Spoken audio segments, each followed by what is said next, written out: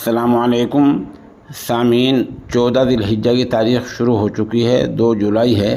خبر کا عنوان ہے سہارنپور کی 2 بڑی خبریں۔ یہ شہر سہارنپور مغربی اتر پردیش میں پڑتا ہے۔ 2 بڑی خبریں ہمارے سامنے آئی ہیں۔ ایک خبر تو تبدیلی مذہب کی ہے۔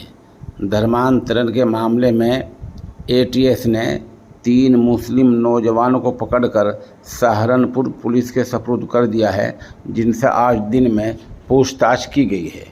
ان تینوں پر الزام یہ ہے کہ وہ ایک ہندو دھرم سے متعلق نوجوان کو روزہ اور نماز پڑھنا سکھا رہے تھے۔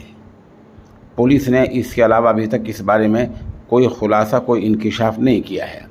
دوسری بڑی خبر یہ ہے کہ سماجوادی پارٹی قد آور لیڈر اعظم خان آج بھیم آرمی چیف کے چندر شیکھر آزاد سے ملے ہیں، سہارنپور آ کر ملے ہیں۔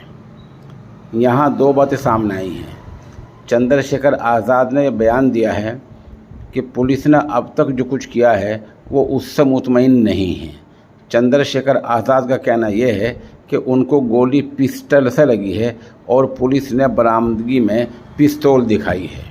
ان کی مانگ ہے کہ اس معاملے کی جانچ CBI سے ہونی چاہیے تاکہ دودھ کا دودھ اور پانی کا پانی ہو جائے۔